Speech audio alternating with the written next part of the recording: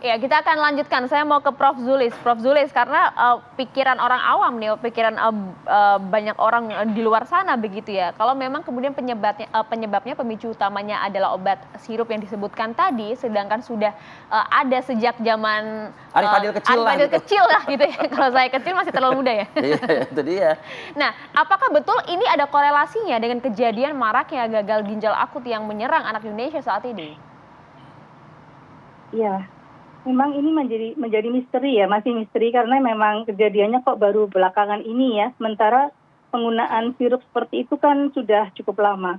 Beberapa formula juga kita lihat atau kita sempat menanyakan juga tidak ada perubahan formula begitu, tetapi memang tetap perlu menjadi kewaspadaan kita. Jadi barangkali dalam proses ya ada dinamika ya, karena produk itu kan dibuat itu kan berbagai batch ya. Jadi mungkin barangkali tidak semua batch ya. Mungkin batch tertentu yang kebetulan menggunakan bahan baku tertentu yang ternyata cemarannya mungkin agak tinggi, maka itu yang kemudian menjadi berdampak sehingga baru muncul sekarang begitu. Tapi ini terus terang juga memang masih menjadi kajian kita bersama karena memang belum bisa juga disimpulkan secara pasti bahwa itu adalah disebabkan karena penggunaan sirup yang diduga mengandung diethylglycol ataupun maksudnya Prof. Zulis, artinya kalau bicara soal anak nih atau mungkin bicara orang tua terhadap perlakuan orang tua terhadap anak, jangan-jangan bukan dari obat, maksudnya Prof gitu.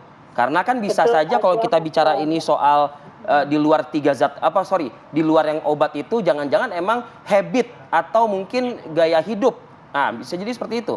Asupan dan lain-lain. Faktor infeksi barangkali karena beberapa anak juga yang datang dengan itu kan juga sudah punya riwayat mungkin ada sakit duluan ya. Mungkin beberapa infeksi memang berkontribusi terhadap kejadian gagal ginjal akut ya, seperti leptospirosis atau mungkin E. coli ya, infeksi E. coli itu juga mungkin. Jadi artinya saya yakin bahwa tentu saja Kementerian Kesehatan dan juga yang klinisi sebagian sudah melakukan penyelidikan juga ya, menginvestigasi kira-kira penyebabnya apa. Sehingga memang kebetulan dilalah di Gambia terjadi, walaupun itu juga masih dalam penyelidikan juga di sana, memang ada dugaan ke arah cemaran ini. Namun demikian juga menjadi pertanyaan karena yang namanya cemaran itu kan sebetulnya mungkin kadarnya tidak terlalu besar ya, tetapi kok sangat drastis atau progresif ya kejadian gagal ginjal akutnya ya, sehingga ini juga perlu kita kaji kemungkinan-kemungkinan lain begitu.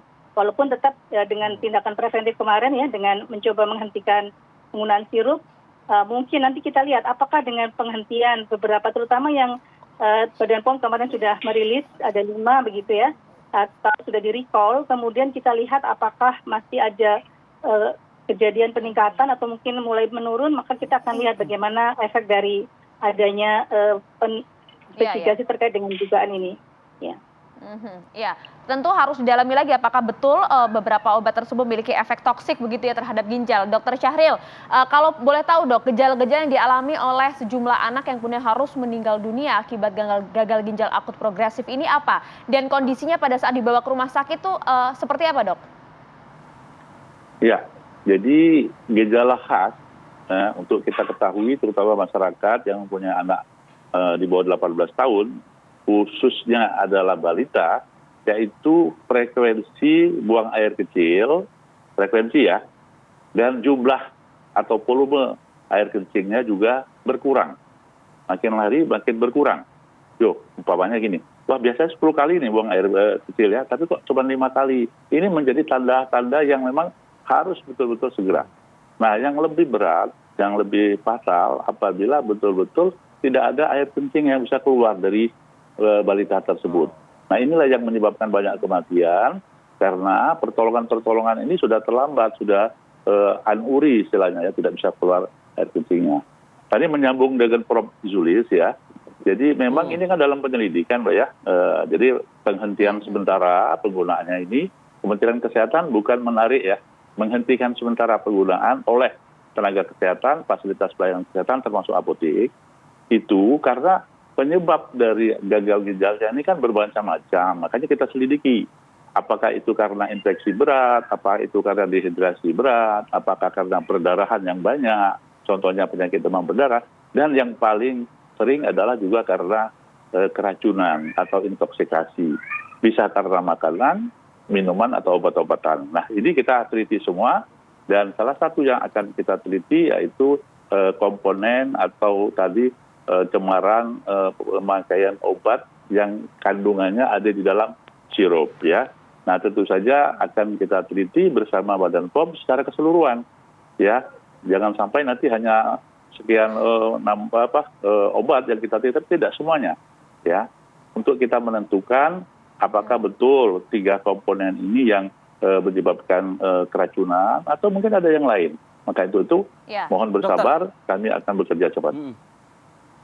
Dokter, perlu juga dijelaskan mungkin dok, apakah dalam kasus ini ya, kasus anak-anak ini khususnya mungkin yang meninggal dunia atau yang masih menjalani perawatan dengan vonis gagal ginjal akut ini ya dok, maksudnya ini apakah karena yang bersangkutan atau pasien ini mengkonsumsi obat-obatan yang dimaksud, artinya kan ada larutan senyawa begitu ya di dalam obat itu, atau dari perilaku yang memang juga perilaku hidup, sebagaimana tadi yang saya sampaikan ke Prof. Zulis juga begitu. Artinya melalui makanan, jajanan, karena kita ketahui kan ada juga zat pewarna di situ dan lain-lainnya, dokter. Ya. Jadi ini kan akut ya, gagal ginjal akut. Akut artinya baru. Jadi tidak ada sebelumnya riwayat penyakit yang kronis ya, dan progresif sekali. Nah, yang dicurigai sesuai dengan pengalaman dan literatur yaitu bukan komponen obatnya ya atau zat esensialnya yang menyebabkan itu, tapi adalah campurannya ya, yang campurannya yang melarutkan bahan-bahan itu sehingga dia bisa menjadi sirup yang disebut dengan tadi diethylene glycol maupun ethylene glycol, yang tentu saja ini sudah diatur secara internasional, kadar-kadar yang boleh dan kadar-kadar yang tidak boleh, batasnya ada. Nah untuk itu dengan kejadian ini, karena kita ingin menyelamatkan anak-anak kita menghentikan sementara sambil dengan penelitian cepat untuk meneliti apa saja sih penyebab ini, seperti yang sampaikan Prof. Zulis, bisa saja kita juga akan melihat penyebab-penyebab yang lain. Tapi akan kita khususkan adalah di kemungkinan intoksikasi obat. Iya. Prof. Zulis, saya boleh nggak sih minta penjelasan dari Prof juga ya? Selain untuk mencampur obat-obatan tadi yang dimaksud oleh Dr. Syahril, 3 zat ini tuh biasa juga ditemukan di mana? Apakah hanya kemudian untuk digunakan untuk obat sirup saja atau seperti apa? Ya, mungkin yang ingin saya tegaskan dulu juga bahwa sebetulnya tidak semua sirup itu pasti mengandung juga bahan pelarut ya, karena beberapa zat obat yang mudah larut seperti vitamin C, vitamin B itu kan sebetulnya mudah larut dalam air. Sehingga untuk zat-zat seperti itu mungkin tidak memerlukan tambahan zat pelarut. Tetapi kebetulan seperti paracetamol misalnya memang dia sukar larut dalam air, sehingga dibutuhkan tambahan konsolven ya istilahnya untuk menambahkan kelarutan begitu ya. Dan ternyata dalam propilen glikol yang biasanya digunakan memang ada cemaran yang itu bisa berasal dari pada proses sintesisnya begitu ya, sehingga itu memang sudah dibatasi oleh aturan, di mana seperti kalau di farmasi kita mengacu pada farmakope misalnya, bahwa ada batasan maksimal yang dibolehkan begitu.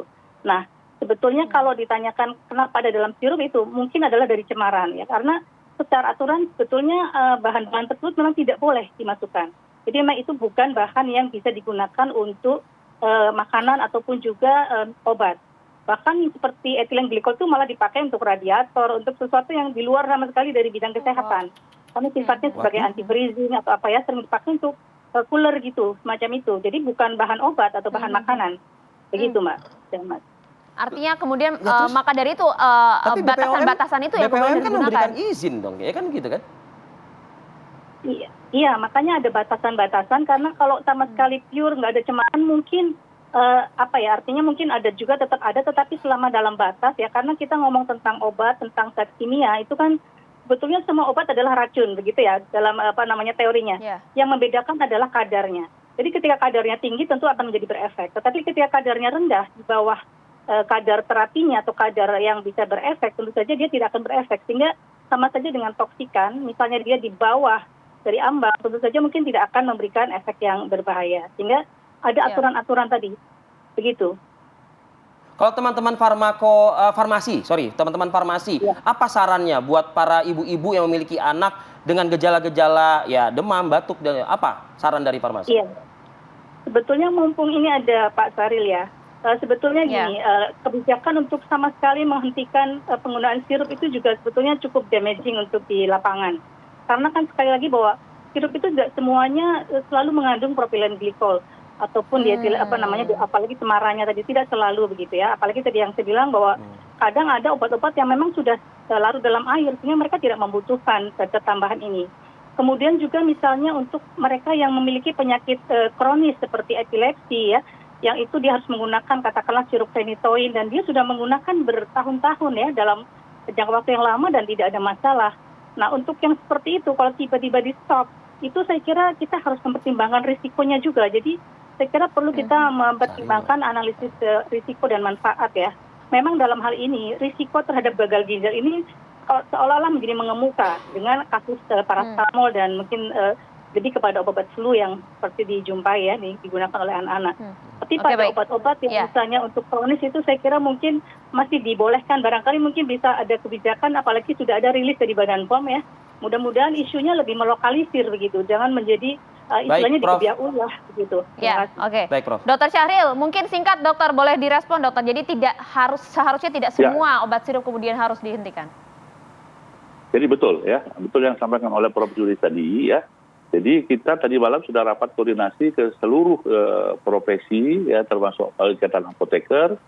Ada obat-obat yang memang bisa tetap digunakan ya, contohnya tadi untuk anti epilepsi. Kemudian juga adalah vitamin-vitamin yang memang dia mudah larut.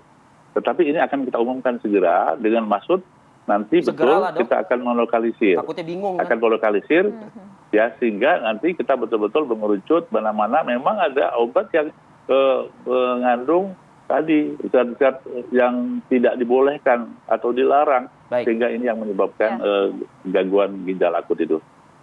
Oke, baik. Kita tunggu dokter segera di tengah cuaca yang sedang kurang baik ini ya.